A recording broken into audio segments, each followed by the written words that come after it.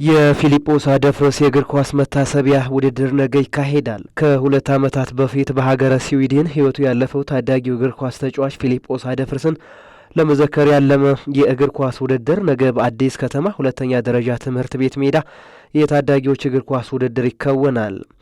የእግር ኳስ ውድድሩ ከነገ ጀምሮ ለ4 ሳምንታት በፒያሳና በመርካቶ በሚገኙ የታዳጊ ፕሮጀክቶች በ3 የዕድሜ ክልሎች ማለትም ከ13 ዓመት በታች ከ15ና ከ17 ዓመት በታች ቡድኖች መካከል የሚደረግም ይሆናል። ፊሊጶስ አደፍርስ በለጋ ዕድሜው ያስበው የነበረውን ህልም እውን ለማድረግና የፊሊጶስን ስም እንዳይዘነጋ በማሰብ ይህ ውድድር በፊሊጶስ አደፍርስ ፋውንዴሽን አማካኝነት ሊካሄድ እንደታሰበ በፕሮግራሙ ላይ ተገልጿል። የሚዘጋጅ መጽሔት አለ። በዛ ላይ ራሱ እንደጻፈው ዩ ወንት ፎርጌት ማይ ኔም ስሜን መቼም አትረሱትም የሚል ጽሁፍን ጽፎ ነበረ። ይህ ከሳምንታቶች በፊት ነበር። እኛም እንግዲህ ከዛ ተነስተን ልጃችን ስሙ ሁሌም እንዲኖር ይሄንን ፋውንዴሽን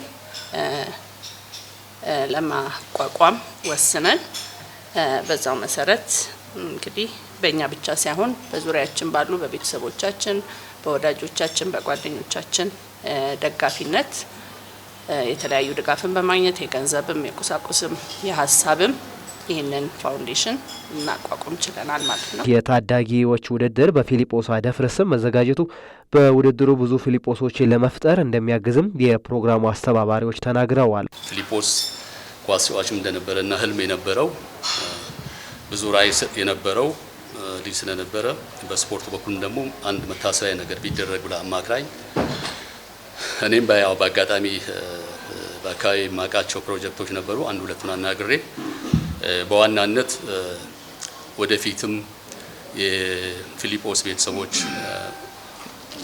ደግሞ የዚህ ፈንድ ማህበራት አባላት የሚደግፉ በዛ ልባቸው የተሰበረ የልጃቸውን ራዕይ የሚያዩበትን ሁኔታዎች ማመቻቸት ቢቻል የሚል ነገር በማሰብ ነው እና ወደ መርካቶ ፕሮጀክት ሄደን ስናይ ልጆቹ በጣም ታለንት ሊሆኑ ገዛ ቢያገኙ የፊሊጶስን ለዘላለም ማሰራት የሚችሉ ልጆች ሆኑ።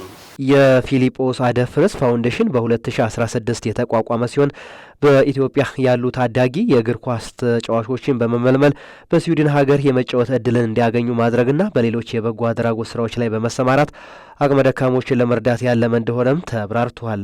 ህልሙ በጠቅላላ ኢትዮጵያ ውስጥ ነበር እና የእግር ኳስ ያሉትን ልጆች እዚህ እርዳታም የሚያስፈልጋቸውን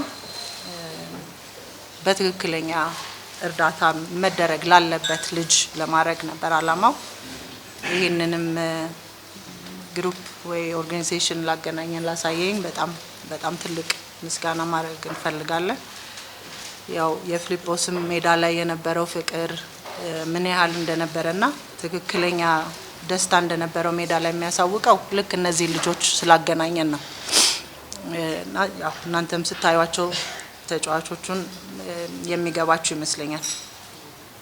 ሁለተኛ አላማችን ደግሞ እዛው ስዊድን ሀገር ላይ እንደዚህ አይነት አደጋ የሚደርስባቸውን ቤተሰቦች ብርም ቢሆን አጠገባቸው ሆኖ ሀዘናቸውን እንደሚገባን ሆኖ አጠገባቸው እርዳታ ለመስጠት እሱም አለበት አላማው ላይ።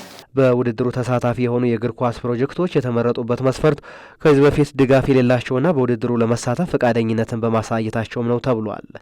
በውድድሩ 18 ቡድኖች እንዲሁም ከ480 በላይ ታዳጊዎች ሲሳተፉበት ከ1 ሚሊዮን ብር በላይ በጀት እንደተያዘለትም በፕሮግራሙ ላይ ተመላክቷል።